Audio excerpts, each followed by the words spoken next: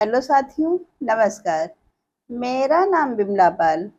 मेरे YouTube channel video with Bimla पर आप सभी लोगों का बहुत बहुत स्वागत है। दोस्तों, और बताइए, आप लोग कैसे हैं? उम्मीद करती हूँ कि आप लोग ठीक होंगे, स्वस्थ होंगे। दोस्तों, मेरा आप लोगों से अनुरोध है कि अगर आप लोगों ने अभी तक मेरे चैनल को सब्सक्राइब नहीं किया है तो प्लीज़ चैनल को सब्सक्राइब कर दें, लाइक और कमेंट अवश्य करें। और जो लोग चैनल को सब्सक्राइब कर चुके हैं उनसे मेरा यह अनुरोध है कि वीडियो को लोगों में शेयर अवश्य करें। दोस्तों, आप लोगों का आप लोगों को बहुत बहुत धन्यवाद।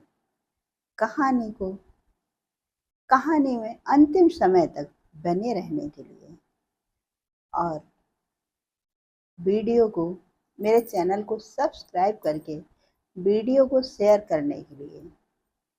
दोस्तों, आप लोगों का अधिक समय ना लेते हुए हम आ जाते हैं कहानी की तरफ। एक बार की बात है, दो चोर अपना भेष बदल करके बुद्ध जी के आश्रम में पहुंचते हैं और आश्रम में पहुंच करके वह दोनों अपनी अपनी जगह तलाश कर लेते हैं। बुद्ध जी जब प्रवचन सुना रहे होते हैं तो उसमें से एक चोर ऐसा था जो कि बुद्ध जी के बताए हुए प्रवचनों को ध्यानपूर्वक सुन रहा था और उनको अपने जीवन में उतार रहा था। पर दूसरा चोर जो था वह अपनी जगह पर बैठ करके चोरी करने का प्लान बना रहा था, क्योंकि उस चोर का बुद्ध जी के प्रवचन सुनने के बजाय चोरी करने के लिए मन इधर उधर भटक रहा था। बुद्ध जी के आश्रम में एक राजा भी बुद्ध जी के प्रवचन सुनने के लिए आए हुए थे। उस चोर ने देखा कि राजा के कपड़े जो हैं वह हीरे और मोतियों से जड़े हुए हैं। यह देख करके चोर बहुत खुश हो जाता है और उसने चोरी करने के लिए राजा के पीछे आकर के बैठ जाता है। राजा तो प्रवचन सुन रहे थे, पर वह चोर पीछे से राजा के कपड़ों में जो हीरे मोती लगे थे उनको एक एक करके निकाल रहा था। प्रवचन जब समाप्त होता है तब वह दोनों चोर अपने अपने घर को चले जाते हैं। पहला चोर, जो कि बुद्ध जी के प्रवचन से इतना प्रसन्न हुआ कि उसने आइंदा से चोरी ना करने के लिए मन में ठान लिया और बुद्ध जी का शिष्य बनने के लिए सोचने लगा। पर दूसरा जो चोर था वह चोरी करके वह जो हीरे जवाहरात राजा के कपड़ों में लगे थे जिनको उसने चुराया था उनको ले जा करके एक दुकान पर बेच देता है और उनसे मिले पैसों से वह अपने घर में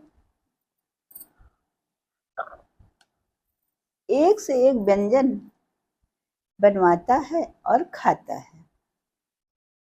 पर दूसरा चोर जो था, जो कि बुद्ध जी के प्रवचन सुन करके वह बुद्ध जी का शिष्य बनने के लिए ठान लिया था, वह प्रवचन सुन करके उसके मन को संतोष तो हुआ और आगे कभी चोरी ना करने की ठान ली थी। लेकिन हुआ क्या, उसके घर में आज के दिन चूल्हा नहीं जला था, जिसके कारण वह चोर पानी पीकर ही सो गया। पर जिस चोर ने राजा के कपड़ों से हीरे मोती चुरा कर बेचे थे, वह दूसरे चोर से के घर आता है और पूछता है कि कैसा रहा। तब उस चोर ने सारी सच्चाई बता दी कि बुद्ध जी के प्रवचनों को तो मैंने अपने जीवन में उतार लिया, पर मेरे घर कल खाना नहीं बना, जिसके कारण मैं पानी पीकर ही सो गया था।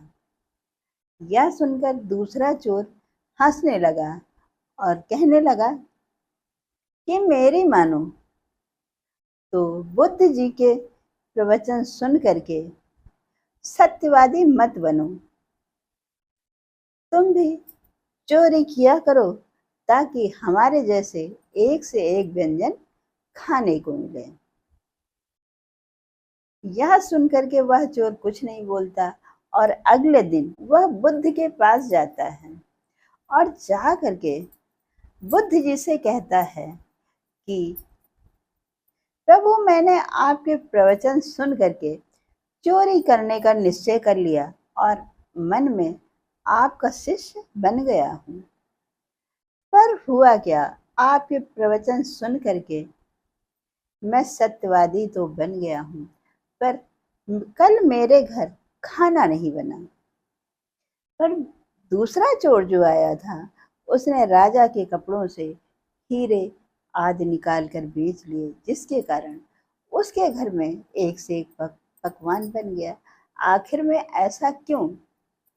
तब बुद्ध जी ने उस चोर से कहा कि तुमको जैसे भगवान ने बनाया है, तुम वैसे ही बहुत अच्छे हो और उसी तरह बने रहो, क्योंकि इसका हिसाब आज नहीं, अगले जन्म में भगवान तुम्हें अवश्य देगा। क्योंकि हकीकत में जो चीज तुम हो वही बनकर रहोगे तो ज्यादा सुखी रहोगे, पर जो चीज नहीं हो वह बनने की कोशिश करोगे तो ना तो तुम इधर के रहोगे और ना ही उधर के। यानी कि मतलब ना तो तुम चोर बन पाओगे और ना ही सत्यवादी। इसलिए दोस्तों, हम में से भी कुछ लोग ऐसे होते हैं जो हमेशा कहते हैं कि काश मैंने ये ना किया होता तो आज ये होता, मैंने ये ना किया होता, इनकी बात नहीं मानी होती तो आज ये होता। तो दोस्तों, ऐसा नहीं है। हम लोगों का जब जन्म होता है तो उसी के अनुसार भगवान कर्म लिखकर भेजते हैं और उन कर्मों के हिसाब से हम बनते हैं। अगर हम दो नावों पर पैर रखने की कोशिश करेंगे तो कहीं के नहीं रहेंगे। दोस्तों, यह रही एक छोटी सी कहानी।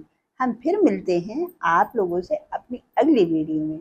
तब तक के लिए नमस्कार। जय हिंद, जय भारत।